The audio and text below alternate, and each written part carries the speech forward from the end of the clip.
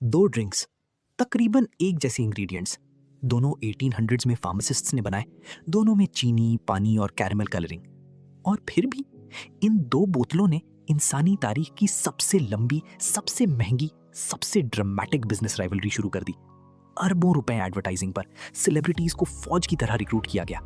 पूरी marketing strategy सिर्फ इसलिए बनाई गई कि आप एक फिजी ड्रिंक के बारे में कुछ फील करें।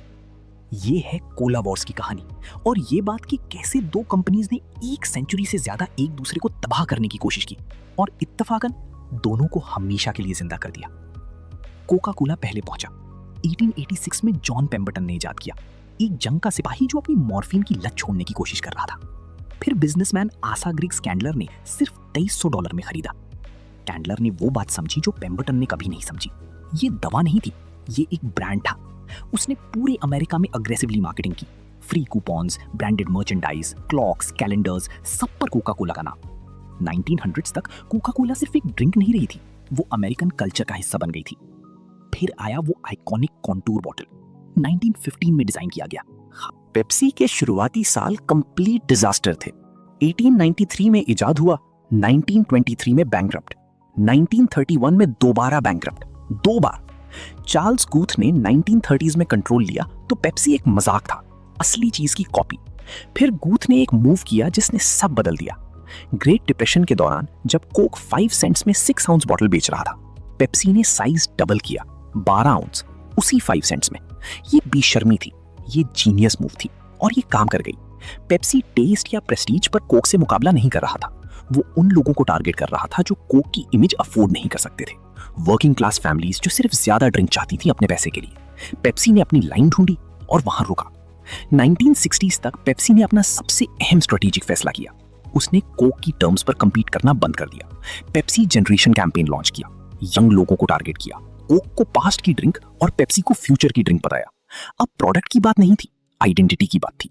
क्या आप जवान और फॉरवर्ड थिंकिंग हैं या अपने वालिदैन के जमाने में अटके हुए? कोक ने जवाब दिया। दोनों कंपनीज ने हंड्रेड्स ऑफ मिलियंस एडवर्टाइजिंग में डालने शुरू किए, TV commercials, celebrity deals, sports sponsorships. Michael Jackson ने 1983 में पेप्सी के साथ $5 मिलियन का डील की, उस वक्त तारीख का सबसे बड़ा सेलिब्रिटी एंडोर्समेंट। कोक ने जवाब दिया अपनी सेलिब्रिटीज से।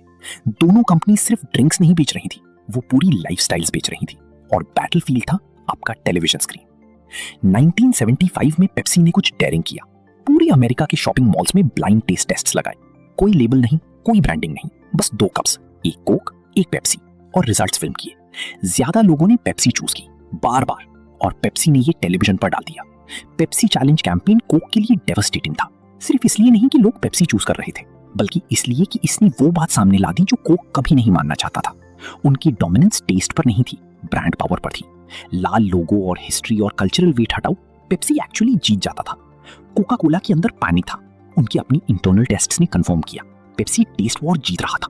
और कोक ने जवाब में वो किया जो तारीख के सबसे बदनाम बिजनेस डिसीजंस में से एक बन गया। अप्रैल 1985 में कोका कोला ने अपना फॉर्मूला बदलने का ऐलान किया। नया रेसिपी, ज्यादा मीठा, पेप्सी के टेस्ट के करीब, न्यू कोक कहा गया। रिएक्शन फौरी और कैटास्ट्रोफिक था। अमेरिकन्स को सिर्फ न्यू कोक पसंद नहीं आई, वो गुस्से में थे। प्रोटेस्ट ग्रुप्स बने, सेनेटर्स ने तकरीरें की, लोग ओरिजिनल कोक स्टॉक पाइल करने लगे। 4 लाख से ज्यादा कंप्लेंट लेटर्स और कॉल्स कोका कोला के ऑफिसेज में आए।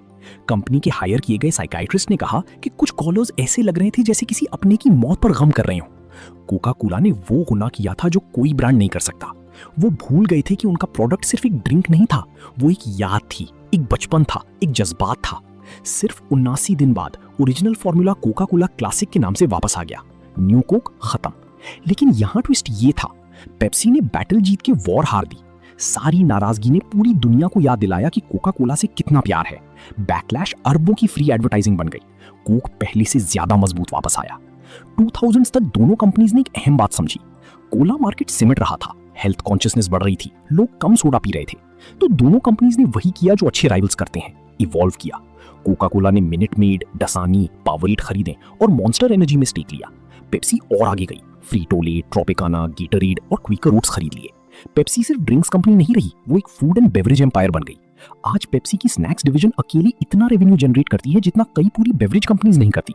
बैटलफील्ड ड्रिंक्स आइल से बाहर पूरे सुपरमार्केट में फैल गया और एडवर्टाइजिंग वॉर्स टीवी से सोशल मीडिया पर आ गई, जहां दोनों ब्रांड्स ने वायरल मूवमेंट्स, मीम कल्चर और इन्फ्लुएंसर डील्स के पीछे मिलियंस लगाए। कोला वॉर्स कभी खत्म नहीं हुई, बस जगह बदल गई। एक मॉर्फिन क्योर से शुरू हुआ, एक दो बार बैंकरप्ट हुआ, साथ मिलकर इन्होंने बिजनेस तारीख की सबसे महंगी राइवलरी बनाई और कोई कभी एक्चुअली जीता नहीं। यही कोला वॉर्स की असली कहानी है। कोक और पेप्सी ने एक सेंचुरी से ज्यादा एक दूसरे को तबाह करने की कोशिश की और असल में किया ये कि दोनों को मजबूत बनाते रहे। हर पेप्सी एड ने लोगों को कोला के बारे में सोचने पर मजबूर किया, हर कोक की वापसी ने लोगों को और लॉयल बना दिया। कंपटीशन ने दोनों कंपनीज को बेहतर मार्केटर, बेहतर इनोवेटर और बड़े ग्लोबल एम्पायर्स बनाया, जो अकेले कभी नहीं होते। इसमें कहीं एक सबक छुपा है, आपका सबसे बड़ा कॉम्पिटिटर शायद आपके कारोबार के लिए सबसे अच्छी चीज हो। अब आप किस तरफ है, कमेंट्स में बताओ, और अगर सब्सक्राइब नहीं किया तो अब क्या इंतजार है।